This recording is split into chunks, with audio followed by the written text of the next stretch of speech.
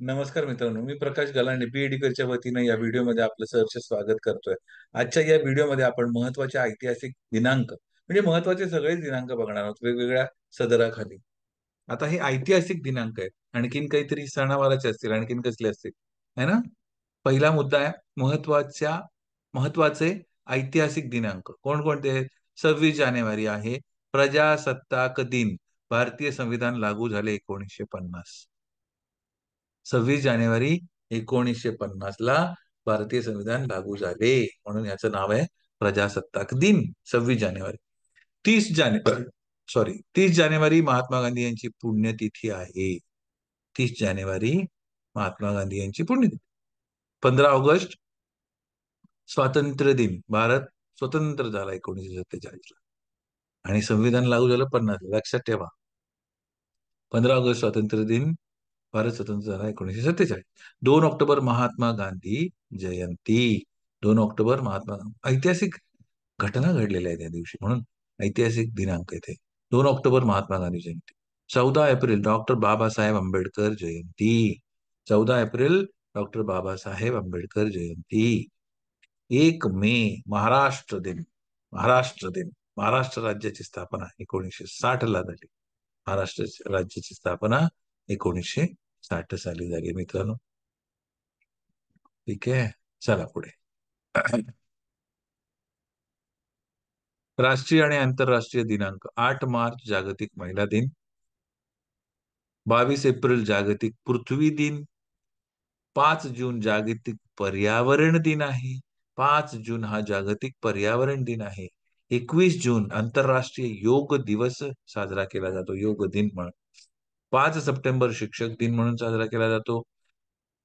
राष्ट्रीय आणि आंतरराष्ट्रीय दोन्ही आहेत. 14 नोव्हेंबर बालक दिन. पंडित जवाहरलाल नेहरू यांची जयंती आहे 14 नोव्हेंबरला. त्या दिवशी आपण बालक दिन, चिल्ड्रन्स डे साजरा करतो. 1 डिसेंबर जागतिक एड्स दिवस साजरा केला जातो.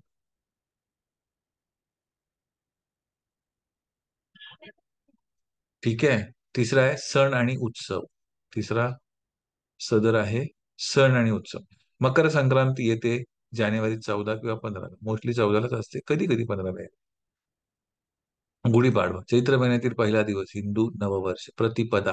प्रतिपदा, चैत्र प्रतिपदा म्हणजे चैत्र महिना सुरुवात झाला पहिल्या दिवशी, मराठी महिना आपला, तो गुढीपाडवा. होळी फाल्गुन महिन्यातील पौर्णिमा. फाल्गुन पौर्णिमा, होळी. रामनवमी चैत्र महिन्यातील शुक्ल पक्ष नवमी.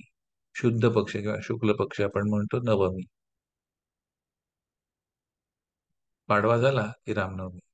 हनुमान जयंती चैत्र महिन्यातील शुक्ल पक्ष पौर्णिमा. नवमी झाली की पौर्णिमेला हनुमान जयंती. आषाढी एकादशी आषाढ महिन्यातील शुक्ल पक्ष एकादशी.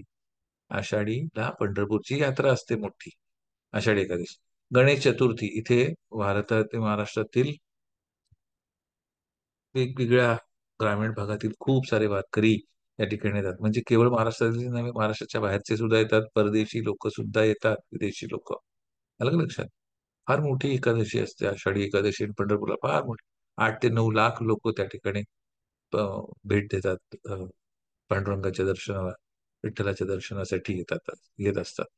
वारी म्हणतात त्याला, आषाढीची वारी. गणेश चतुर्थी भाद्रपद महिन्यातील शुक्ल पक्ष चतुर्थी.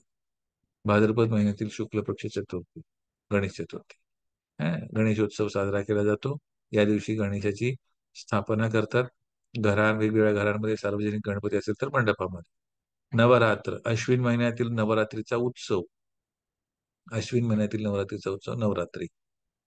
दसरा विजयादशमी नवरात्रोत्सवानंतरचा 10वा दिवस जो आहे तो असतो विजयादशमी, म्हणजे दसरा ज्याला आपण म्हणतो, दसरा साजरा करतो. 9 रात्र झाले की 10वा दिवस असतो तो दसरा, दशहरा किंवा विजयादशमी पण म्हणतात त्याला.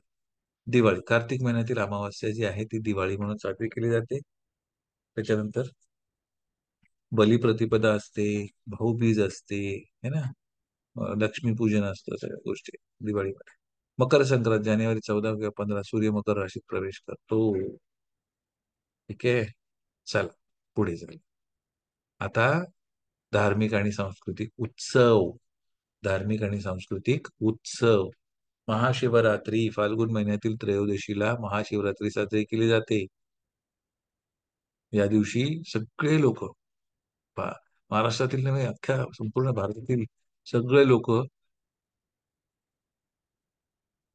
उपवास धरतात आणि त्या दिवशीला हा ना फार मोठा उपवास मानला जातो. महाशिवरात्री फाल्गुन महिन्यातील त्रयोदशीला हा उत्सव साजरा केला जातो. शंकराची पूजा केली जाते मंदिरामध्ये जाऊन, है ना, आणि फार मोठ्या प्रमाणावर हा सण जो आहे महाशिवरात्री साजरा केला जातो. नंतर आहे रक्षाबंधन. श्रावण महिन्यातील पौर्णिमा, श्रावण महिन्यातील पौर्णिमेच्या दिवशी रक्षाबंधन हा सण साजरा केला जातो.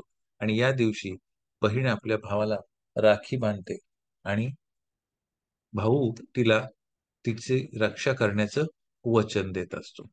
रक्षाबंधन, रक्षा म्हणजे हा, रक्षा करावी. दसरा, विजयादशमी रावणाचा वध झाला म्हणून साजरा केला जातो. ज्या दिवशी रावणाचा वध झाला त्या दिवशी विजयादशमी, रावणावर असुरावर विजय प्राप्त केला, त्याचा वध झाला म्हणून तो दिवस साजरा केला जातो विजयादशमी म्हणून. रामाने या दिवशी रावणाला मारलं होतं म्हणून विजयादशमी. रावणाचा वध झाला म्हणून साजरा केला जातो दसरा, किंवा त्याला आपण विजयादशमी म्हणतो. ईद, रमजान ईद, रमजान महिन्याचा शेवटचा दिवस आणि बकरी ईद झिल हज महिन्याचा 10वा दिवस. ठीक आहे, रमजान ईद साजरा केला जातो, बकरी ईद. ठीक आहे. त्यानंतर महत्वाचे सामाजिक दिवस आहेत मित्रांनो. महत्वाचे सामाजिक दिवस काय? 1 मे कामगार दिन, है ना, कामगारांच्या अधिकारासाठी हा जो दिवस साजरा केला जातो, काम म्हणजे त्यांच्या त्यांच्या सन्मानामध्ये हा दिवस साजरा केला जातो. 1 मे कामगार दिन, कारण कामगारी कष्टकरी हा वर्षभर काम करत असतो, त्याचा सन्मान या दिवशी केला जातो कामगार. 24 जानेवारी राष्ट्रीय बालिका दिन, नॅशनल गर्ल्स डे. 24 जानेवारी राष्ट्रीय बालिका दिन म्हणून साजरा केला जातो. 28 फेब्रुवारी राष्ट्रीय विज्ञान दिवस म्हणून साजरा केला जातो. 28 फेब्रुवारी राष्ट्रीय विज्ञान दिवस साजरा केला जातो. 7 एप्रिल जागतिक आरोग्य दिन साजरा केला जातो मित्रांनो. 7 एप्रिल जागतिक आरोग्य दिन. 5 सप्टेंबर शिक्षक दिन म्हणून साजरा केला जातो. डॉक्टर सर्वपल्ली राधाकृष्णन यांची जयंती या दिवशी असते आणि म्हणूनच 5 सप्टेंबर हा शिक्षक दिन. 24 ऑक्टोबर संयुक्त राष्ट्र दिन. 24 ऑक्टोबर संयुक्त राष्ट्र दिन म्हणून साजरा केला जातो. ठीक आहे मित्रांनो, तर तुम्ही जर बी एडुकेटच्या चॅनलला सबस्क्राईब केलं नसेल तर लाईक, शेअर आणि सबस्क्राईब त्वरित करा, जेणेकरून अशाच नवनवीन माहितींच्या व्हिडिओचे नोटिफिकेशन तुम्हाला लगेचच मिळत जाईल. आणि बघत राहा बी एडुकेटचा युट्यूब चॅनल. हा व्हिडिओ पाहिल्याबद्दल धन्यवाद.